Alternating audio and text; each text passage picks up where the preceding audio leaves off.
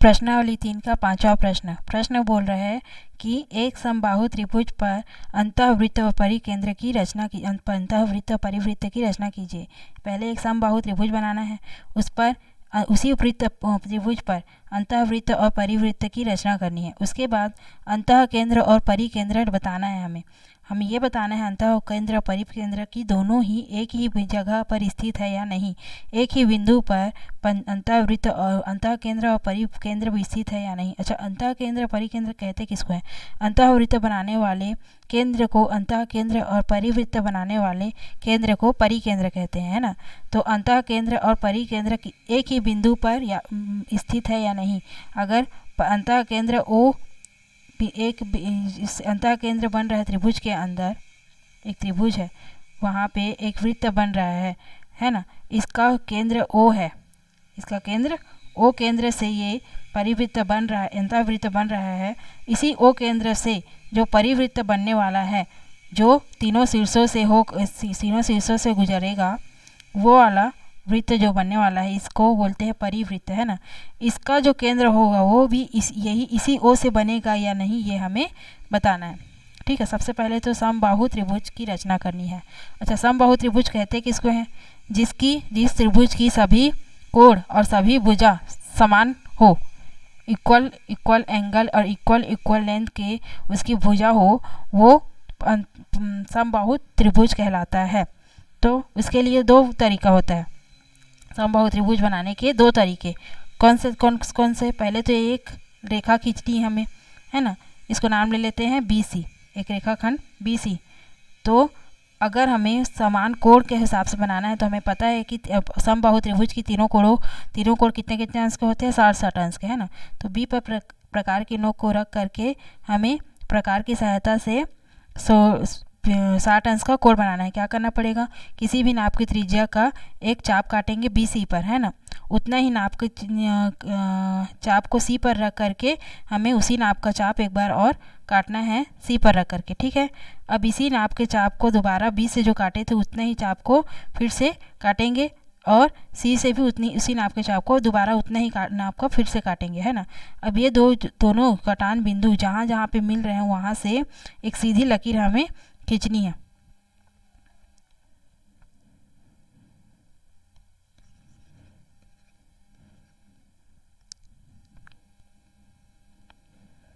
B से मिल रहा है तो वहाँ से, और C से जहाँ से मिल रहा है वहाँ से एक सीधी लकीर हमें खींचनी है स्केल की सहायता से। B से कटान बिंदु जहाँ पे मिला वो, और C से जहाँ पे कटान बिंदु मिला वो, उन दोनों कटान बिंदुओं को मिलाते हुए एक सीधी लकीर स्केल की सहायता से हमें खींचनी है। ठीक है, ऐसे। अब ये जो दोनों लकीर जहाँ पे एक दूसरे को क्रॉस करेंगे, परिच्छेद करेंगे, उसको नाम दे देते हैं ABC। एक त्रिभुज हमें प्राप्त हो गया जिसके सभी कोण 60 अंश के होंगे। अच्छा, ये समबाहु त्रिभुज हम बना लिए तो हम कह सकते हैं कि जब सभी कोण इसके बराबर है, ये समबाहु त्रिभुज है, तो BC भुजा और AB भुजा और AC भुजा आपस में बराबर होंगे। ठीक है, इसी प्रकार से अगर हमें भुजाओं के बराबर तरीके से अगर बनाना है तो एक बार और हम BC भुजा लेंगे। ठीक है, किसी भी नाप के एक रेखाखंड ले लिए, BC नाम दे दिए उसको। अब B पर प्रकार के नोक को रख करके और C तक प्रकार को फैला करके एक चाप ऊपर की ओर काटेंगे। जितना नाप B से लेकर C तक है उतना ही चाप हम ऊपर की ओर काटेंगे। उसी नाप को उठा करके C पर प्रकार के नोक को रख करके दोबारा उसी जहाँ पे काटे थे उसमें दोबारा काटेंगे, है ना। और जो कटान बिंदु को B से और C से मिलाते हुए दो भुजा प्राप्त करेंगे त्रिभुज की। जितना नाप BC का था उतना ही नाप का आर्क हमने काटा और दो भुजा बनाया। अतः हम कह सकते हैं कि A से लेकर B तक के और A से लेकर C तक की भुजा के नाप भी B से C के बराबर होगी। और जब तीनों भुजा आपस में बराबर है तो तीनों कोण भी आपस में बराबर होंगे। ये भी 60 अंश का होगा, ये भी 60 अंश का होगा ही, और हम कह सकते हैं कि ये समबाहु त्रिभुज है। तो कोणों को बराबर करके या फिर भुजाओं को बराबर करके समबाहु त्रिभुज की रचना कर लेंगे।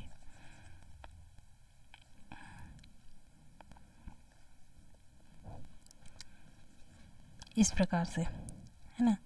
तो रचना के चरण भी लिखते जाना है। रचना के चरण, पहला स्टेप आएगा कि एक समबाहु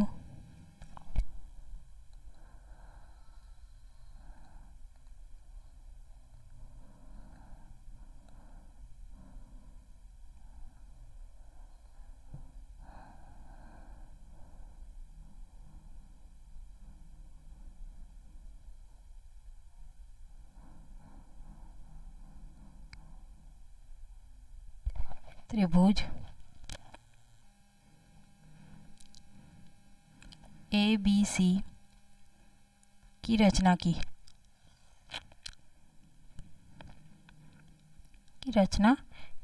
है ना। सेकेंड स्टेप आएगा कि अब हमें क्या करना है, इस समबाहु त्रिभुज पे अंतःवृत्त और परिवृत्त बनाना है ना।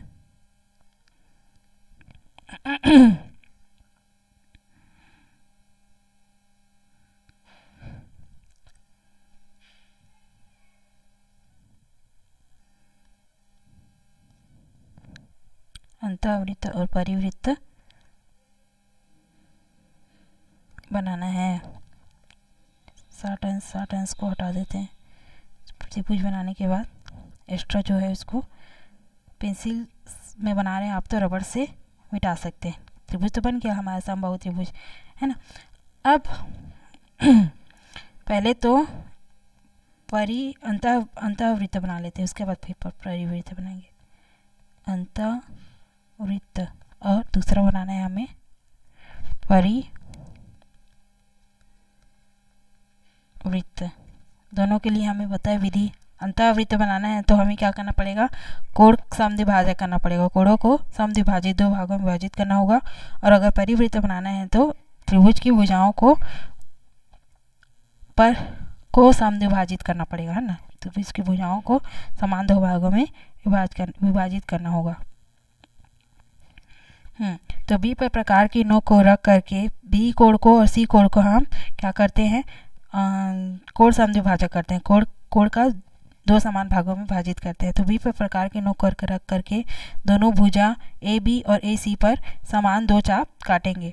अब ये दोनों चाप जहाँ पे कटे हैं, है ना, उन दोनों चापों पर प्रकार की नोक को रख करके हम दो चाप ऊपर की ओर इस प्रकार से काटेंगे। अब जहाँ पे ये दोनों कटान बिंदु मिला है वहाँ से बी बिंदु को मिलाते हुए एक लकीर, सीधी लकीर खींचेंगे, ठीक है, स्केल की सहायता से।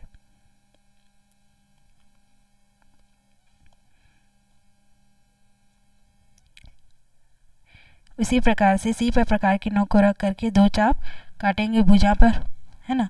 अब ये दोनों चाप जहाँ पे किसी भी नाप का चाप दोनों ए सी भुजा और बी सी भुजा पर काटेंगे और इस दोनों कटान बिंदुओं पर प्रकार की नोक को रख करके दो चाप ऊपर की ओर और काटेंगे और इस कटान बिंदु को सी से मिलाते हुए एक सीधी लकीर खींचेंगे।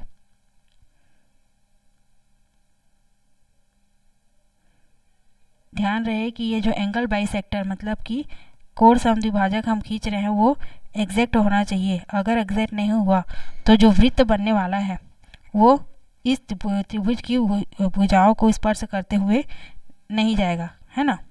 तो आप एग्जैक्ट एंगल बाइसेक्टर या फिर कोण समद्विभाजक खींचेंगे। ये दोनों कोण समद्विभाजक एक दूसरे को जहाँ पे प्रतिच्छेद कर रहे हैं उसको मान लेते हैं बिंदु ओ, और यही हमारा क्या होगा, इस वृत्त के लिए, अंतःवृत्त के लिए केंद्र होगा, है ना। लिख लेते हैं पहले।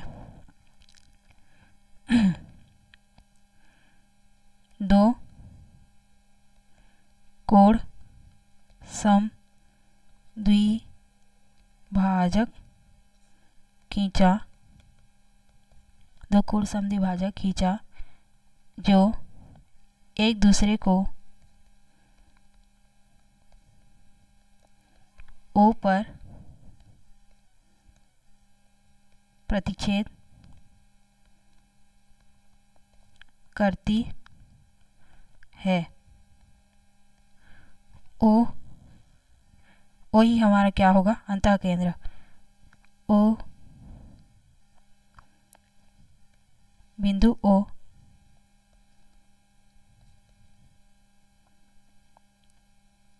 अंतः केंद्र है। ठीक, अब थर्ड स्टेप आएगा, ओ से भुजा BC पर, अच्छा ओ से लंब डालना है हमें भुजा BC पर, और ओ से लंब डालेंगे वही हमारा अंतःवृत्त के लिए त्रिज्या होगा, है ना। तो ओ पर प्रकार के नोक को रख करके एक आर्क काटेंगे जो भुजा BC को दो बिंदुओं पर प्रतिच्छेद करेगा। इन्हीं दो बिंदुओं से एक दो चाप और काटना है हमें जो एक दूसरे को एक किसी पॉइंट पर प्रतिच्छेद करेगा, और उसी पॉइंट को ओ से मिलाते हुए हमें एक सीधी लकीर खींचनी है। ठीक, इस प्रकार से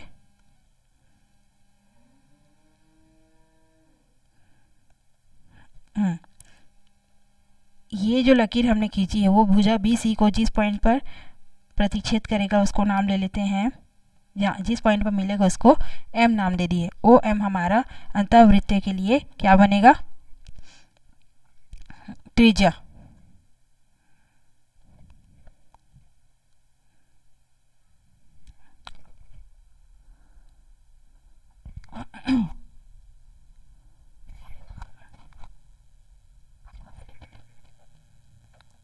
OM लंब है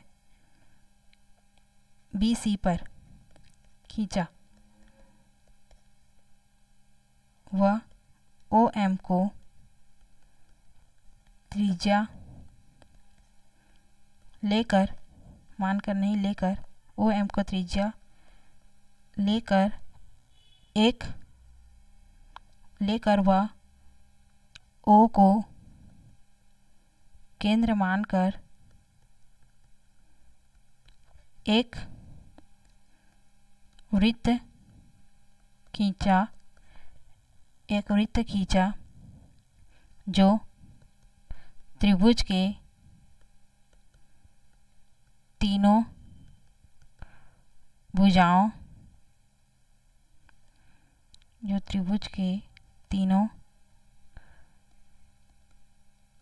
भुजाओं को स्पर्श करती है। ठीक, चौथा पॉइंट, वो को केंद्र मानकर एक वृत्त हमें OM को त्रिज्या लेकर खींचना है, और हम पाएंगे कि ये जो वृत्त हम खींच रहे हैं वो इस त्रिभुज के तीनों भुजाओं को स्पर्श करते हुए जाता है। ठीक है, और इसी को हम अंतःवृत्त कहेंगे।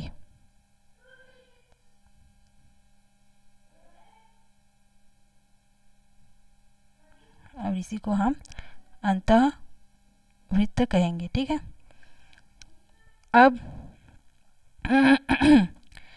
अब हमें बनाना है परिवृत्त। परिवृत्त के लिए हमें भुजाओं को समान दो भागों में विभाजित करना है। ठीक है, तो उसके लिए क्या रूल होता है, B भुजा को और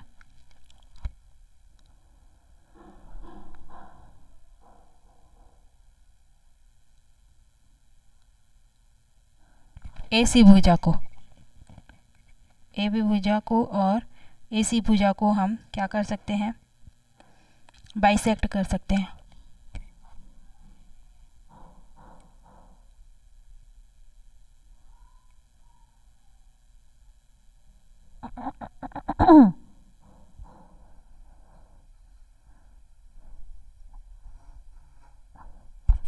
किसी भी दो भुजा को कर सकते हैं वैसे तो हमने क्या किया, पहले B पर प्रकार के नोक को रख करके आधे से ज़्यादा नाप ले करके, इस भी भुजा का आधे से ज़्यादा नाप ले करके दो चाप काटेंगे।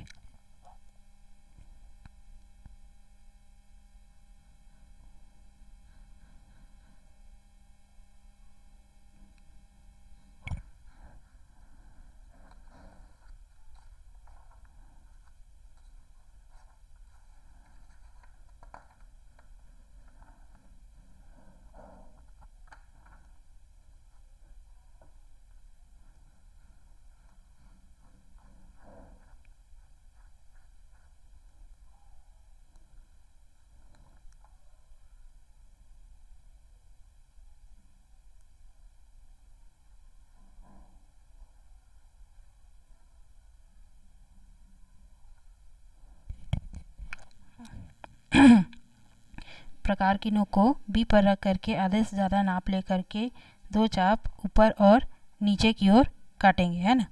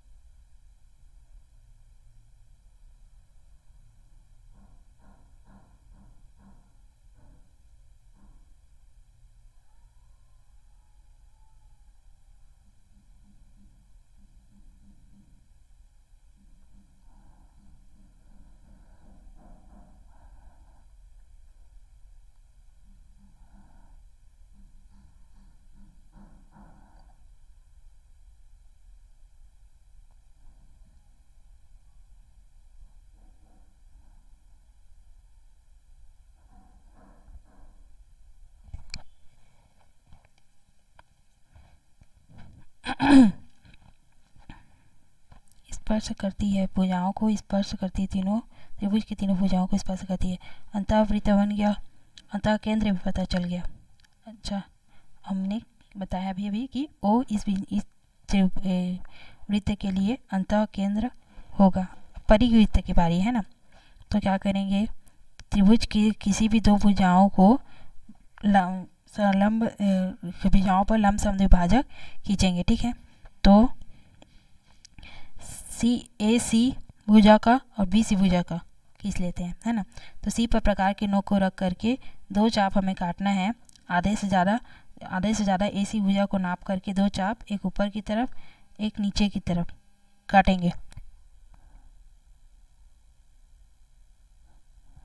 ठीक है। उसी चाप को उठा करके ए पर प्रकार के नोक को रख करके दोबारा जहाँ पे काटे थे उसी पर एक बार और हमें चाप काटना है, ठीक। और इन दोनों कटान बिंदुओं को मिलाते हुए एक लकीर, सीधी लकीर खींचना है। हम पाएंगे कि ये जो सीधी लकीर हम खींच रहे हैं वो ओ से ही गुजरेगी, ओ को स्पर्श छूते हुए या फिर ओ से ही गुजरेगी, ओ से होते हुए ही गुजरेगी।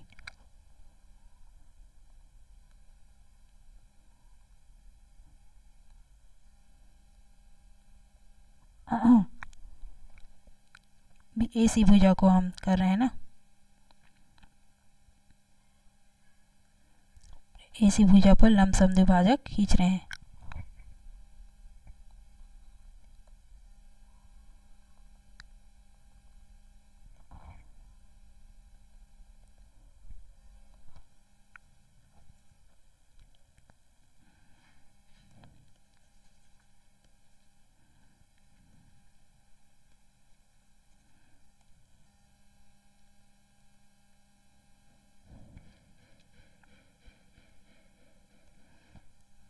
सी पर प्रकार के नोक को रख करके आधे से ज़्यादा चाप लेकर के हमें ए सी भुजा की आधे से ज़्यादा चाप लेकर के दो आर्क काटना है हमें, एक ऊपर की ओर एक नीचे की ओर, और उसी आर्क पर फिर से ए पर प्रकार के नोक को रख करके एक ऊपर की ओर एक नीचे की ओर एक और आर्क हमें काटना है और इसको लाइन से, डॉटेड लाइन से मिलाना है ना। अब ये हमें पाएंगे कि ये ओ से ही गुजरेगा, है ना। अब इसके बाद बी पर प्रकार के नोक को रख करके ए बी सी भुजा के लिए बी सी भुजा को अगर बाइसेक्ट करना है तो हमें बी पर प्रकार के नोक को रख करके आधे से ज़्यादा चाप ले करके एक ऊपर की ओर एक नीचे की ओर आर्क काटेंगे और उसी नाप को उठा करके सी पर प्रकार के नोक को रख करके एक ऊपर की ओर एक नीचे की ओर हमें चाप काटना है, ठीक है। और इन दोनों बिंदुओं को मिलाते हुए, इस कटान बिंदुओं को मिलाते हुए एक सीधी लकीर खींचनी है,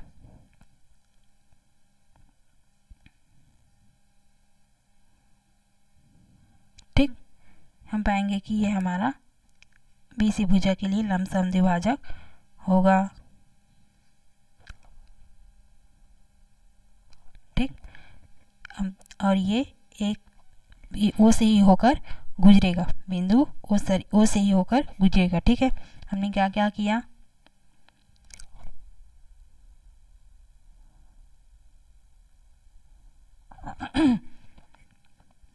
दो भुजा लंब समद्विभाजक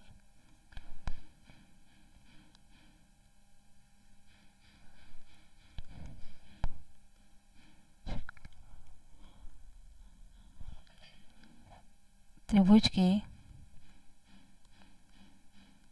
दो भुजाओं पर खींचा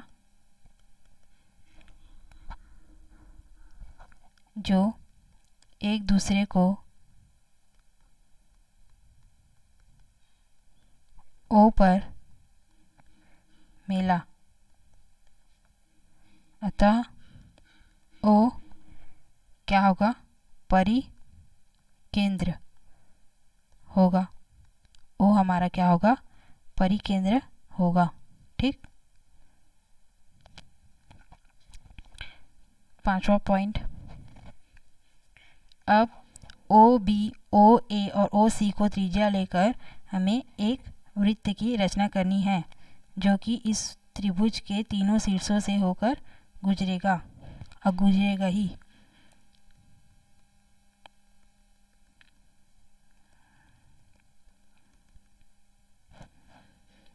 ये जो हम वृत्त बना रहे हैं इसको गाढ़े पेंसिल से बनाना है, डॉटेड लाइन से नहीं बनाना है ना।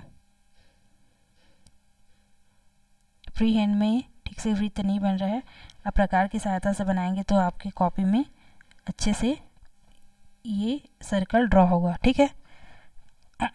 तो हमें क्या करना है, ओ को केंद्र लेकर व ओ ए, ओ बी, ओ सी बराबर त्रिज्या लेकर ओ सी को त्रिज्या लेकर एक वृत्त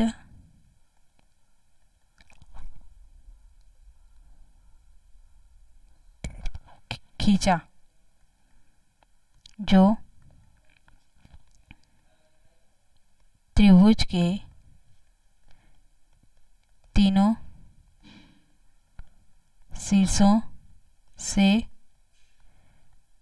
गुजरता है, जो त्रिभुज के तीनों शीर्षों से होकर गुजरता है।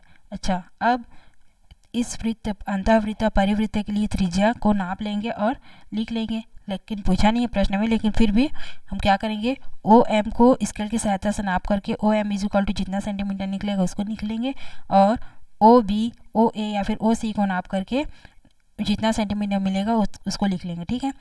आप जिस नाप से आप त्रिभुज बना रहे हो उस हिसाब से आपका अंतःवृत्त परिवृत्त का त्रिज्या आपको प्राप्त होगा, है ना। अब हमें पूछा है प्रश्न में ये है कि क्या अंतः केंद्र और परिकेंद्र एक ही बिंदु से होकर गुजरेगा? हाँ, हम पाते हैं कि ओ ही अंतःवृत्त के लिए भी केंद्र है और परिवृत्त के लिए भी केंद्र, परिकेंद्र कौन सा होगा? ओ, है ना। अतः हम कह सकते हैं कि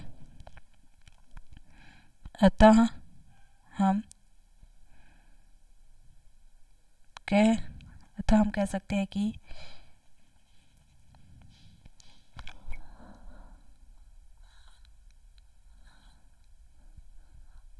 प्रश्न में पूछा है क्या दोनों एक ही जगह पर स्थित है? अंतः केंद्र, हम देख पाते हैं कि अंतः केंद्र व परिकेंद्र